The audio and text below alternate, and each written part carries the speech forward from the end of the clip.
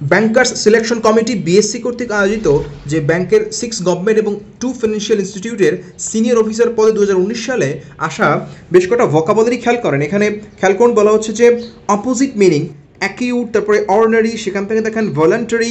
So এই প্রত্যেকটা word দেখবো আমরা এবং কীভাবে এই ওয়ার্ডগুলো বিস্তারিত অপশন সহ ভেঙে ভেঙে দেখতে পারি। এখানে খেয়াল করে দেখেন অ্যাফ্লুয়েন্স, দেখেন অ্যাফ্লুয়েন্স।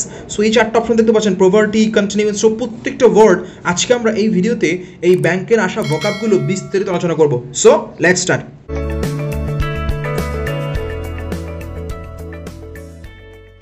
ওকে প্রিয় শিক্ষার্থী, আমরা এই যে ব্যাংকার সিলেকশন কমিটি বিএসসি এর 2019 সালের প্রশ্ন সলভ করবো এবং এইখানে যে ভোকাবগুলো আসছে তার ভিতরে আমরা এই অ্যাফ্লুয়েন্স ইওরটা আগে দেখবো। সো খেয়াল করুন, এখানে বলা হচ্ছে এই অ্যাফ্লুয়েন্স 4টা অপশন দেওয়া হচ্ছে। অ্যাফ্লুয়েন্স শব্দ থেকে দেখেন প্রভার্টি নাকি কন্টিনিউয়েন্স নাকি ডিফিডেন্স নাকি ইন্স্যুরেন্স। সো প্রত্যেকটা অপশন আমরা দেখতে চাই, চলুন আমরা ভেঙে দেখাচ্ছি। প্রিয় শিক্ষার্থী খেয়াল করুন, অ্যাফ্লুয়েন্স মানে প্রাচুর্য, সেখান থেকে অ্যাফ্লুয়েন্ট ধনী। খেয়াল করুন, যিনি ধনী তিনি কি প্রচুর সম্পদের মালিক বা প্রাচুর্য। আমরা ফ্লুয়েন্স বা ফ্লুয়েন্সি এই ওয়ার্ডগুলোর সাথে পরিচিত, রাইট? ফ্লুয়েন্স মানে হচ্ছে যে যার সাবলীল বা খুব ফ্লুয়েন্সি আছে, বলে না যে ওর ইংলিশে ফ্লুয়েন্সি ভালো বা ভালো খুব দ্রুত কথা বলতে পারে, সেখান থেকে দেখেন ফ্লুয়েন্ট, বাকপটু। দেন ফ্লুয়েন্টলি মনে না যে ফ্লুয়েন্টলি কথা বলতে পারা। সো এই যে অনর্গল কথা বলা, দেখেন adjective form, noun form, adverb. অর্থাৎ আপনি অ্যাফ্লুয়েন্স ওয়ার্ডটা না জানলে আপনি ফ্লুয়েন্স জানেন বা ফ্লুয়েন্সি জানেন, সেখান থেকে শেখেন। এখন দেখেন যেটা বাকপটু বা যেটা সাবলীল, যার ধন সম্পদ আছে বা যে সম্পদশালী, সে কিন্তু সাবলীলভাবে যে কোনো কাজ করতে পারে বা তার কোনো কাজ করতে বাধার সম্মুখীন হতে হয় না বা সাবলীলভাবে সে লাইফ লিড করতে পারে। সো সেই ফ্লুয়েন্স থেকে অ্যাফ্লুয়েন্ট বা ফ্লুয়েন্সি, সেখান থেকে দেখেন অ্যাফ্লুয়েন্স। সো এই যে বললাম আমরা সহজ থেকে নতুন নতুন ওয়ার্ড শিখবো এবং আমরা যে নতুন ভোকাবুলারি বই লিখতেছি সেখান থেকে দেখাচ্ছি। সো আমরা এইভাবে বিষয়গুলো বিস্তারিত আলোচনা করবো সেই বইতে। এবার আসলে আমরা প্রত্যেকটা অপশন দেখবো। প্রিয় শিক্ষার্থী খেয়াল করুন, এখানে আছে প্রভার্টি আছে, দেন কন্টিনিউয়াস আছে। চলুন আমরা প্রভার্টি ওটা দেখি। খুবই কমন একটা ওয়ার্ড প্রভার্টি, দরিদ্র আমরা জানি, কিন্তু খেয়াল করুন ইম্পোভারিশ, এই দেখুন POVER, এই যে ইম্পোভারিশ, দেখেন বেসিক ঠিক আছে, অর্থগত খেয়াল করেন যে নিঃস্ব করা বা ইম্পোভারিশমেন্ট দারিদ্রতা। সো এখানে আমরা বলে দিচ্ছি যে সহজ থেকে অ্যাডভান্স ওয়ার্ড শিখুন, তাই তো? মানে প্রভার্টি যদি পারেন আপনি, তাহলে ইম্পোভারিশ এবং ইম্পোভারিশমেন্ট দুটো ওয়ার্ডই একসাথে শিখুন। ওকে, এবার আসেন প্রিয় শিক্ষার্থী কন্টিনিউয়েন্স, এই ওয়ার্ডটা দেখেন। কন্টিনিউয়েন্স আমরা কন্টিনিউ করা জানি, রাইট? কন্টিনিউয়াস মানে স্থায়িত্বকাল, কন্টিনিউ চলমান, সেখান থেকে কন্টিনিউয়াস। কন্টিনিউয়াল দেখেন ক্রমাগত, কন্টিনিউয়ালি অবিরামভাবে, অ্যাডজেক্টিভ বা অ্যাডভার্ব ফর্ম। প্রিয় শিক্ষার্থী খেয়াল করুন যে যেটা ক্রমাগত সেটাই কি কন্টিনিউয়াস বা সেটাই অবিরামভাবে।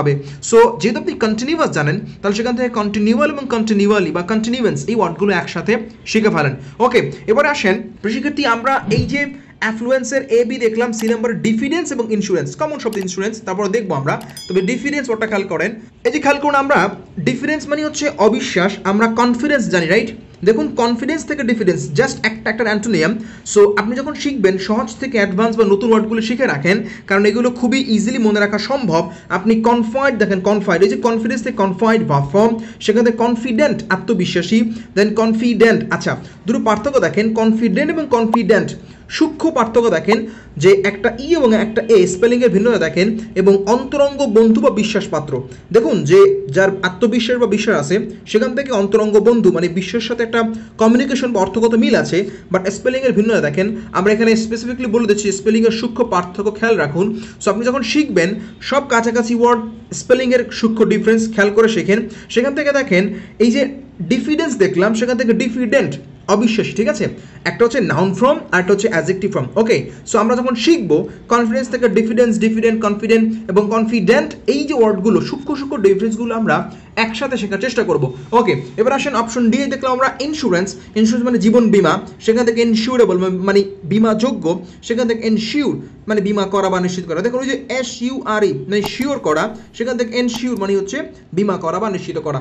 ওকে, সো আমরা যখন শিখবো প্রত্যেকটা ওয়ার্ড ধরে ধরে সহজ থেকে অ্যাডভান্স এবং এই যে কমন ওয়ার্ড থেকে নতুন নতুন ওয়ার্ড তৈরি হচ্ছে সেগুলো একসাথে শেখার চেষ্টা করব। ওকে, এবারে আসেন আমরা এই ভলান্টারি ওয়ার্ডটা দেখবো, সেখান থেকে অর্ডার, অল্টারনেটিভ, এসেনশিয়াল, কম্পালসারি ওয়ার্ডগুলো সহজ বা কমন ওয়ার্ড, তারপর একটু দেখতে চাই। চলুন প্রিয় শিক্ষার্থী খেয়াল করুন, ভলান্টারি মানে স্বেচ্ছাপ্রণোদিত, সেখান থেকে ভলান্টারিলি মানে স্বেচ্ছায়, অ্যাডভার্ব ফর্ম, দেন ভলান্টারিজম খেয়াল করুন স্বতঃস্ফূর্তবাদ, সেখান থেকে ভলান্টিয়ার মানে হচ্ছে স্বেচ্ছাসেবক। সো আমরা ভলান্টিয়ার এই ওয়ার্ডটা জানি, সেখান থেকে আমরা ভলান্টারি বা ভলান্টারিলি, সো সবগুলো ওয়ার্ড কিন্তু আমরা সহজ থেকে অ্যাডভান্স ওয়ার্ডগুলো আমরা একসাথে শিখতে পারি। ওকে, এবার আসেন আমরা এই যে ভলান্টারি ওয়ার্ডটা দেখলাম, এর প্রত্যেকটা অপশন দেখবো আমরা, অর্ডার বা অল্টারনেটিভ, এসেনশিয়াল, কম্পালসারি। চলুন অপশন এ থেকে শুরু করি। খেয়াল করুন অর্ডার মানে আদিষ্ট বা অনুমোদিত, আমরা অর্ডার থেকে পড়তে পারি সহজ বা কমন অর্ড, সেখান থেকে অর্ডারলি মানে সুশৃঙ্খল, খেয়াল করুন সেখান থেকে অর্ডারলিনেস সুশৃঙ্খলতা নাউন ফর্ম, দেন অর্ডারলেস মানে বিশৃঙ্খল, একটা নেস একটা লেস, একটা উল্টো। ওকে, জাস্ট অ্যান্টোনিয়াম।